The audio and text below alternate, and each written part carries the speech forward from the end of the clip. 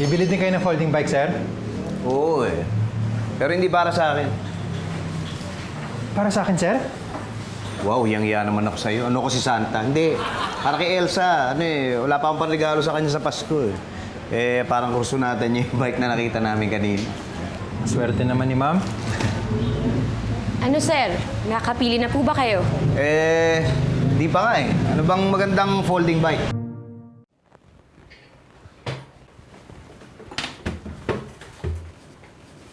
Pitoy! Uy! Uy! Saan mo binili? Hindi, kay ano to, kay Patrick. Kay Patrick, ba't nandito? Ano kasi, nagbabaha raw sa kanila, baka masira. Pinatago muna dito. Sige. Nakita mo na ba to? Yung, tingnan mo ah. Oh.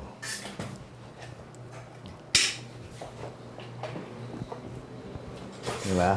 Oh. Tapos yung ganyan, si Manibela. Oh. Diba? Diba? Pwede to eh. Halimbawa yung traffic, ganyan. Tapos nagluto ka, halimbawa ng hapunan, tapos gusto ko na umuwi. Labas ko yung bike, tapos fold. Tapos andar na ako nun, iwanan ko na si Robert. Tama-tama, makakahabol ako sa kainan. Di ba? Oo. Tapos pagka naman, fold mo uli na ganyan.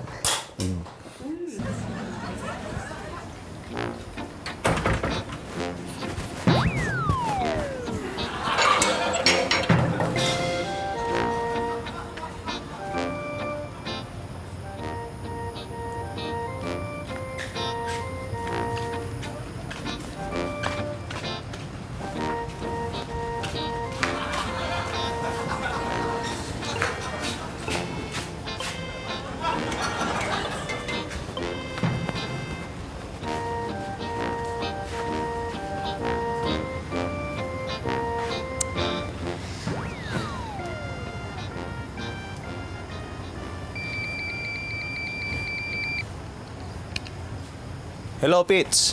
No, saan ka? Sa likod mo. Nagawa mo dyan! Hinahanap mo ako, tapos magugulat ka. Huwag ka maingay. Baka marinig ka ni Elsa. Nakaw! May binili ka na naman, oh. Paano mo nalaman?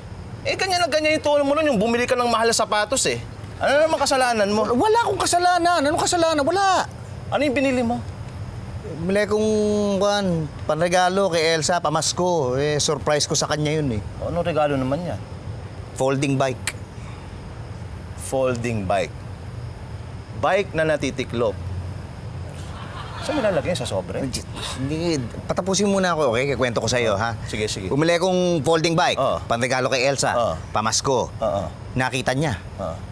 Sabi ko, sa'yo yun, pinapatago mo lang sa akin kasi nagbabaha sa inyo. Bumili ka ng folding bike. Oo. Pang regalo kay Elsa. Tapos yung nakita niya, ang sabi mo sa akin.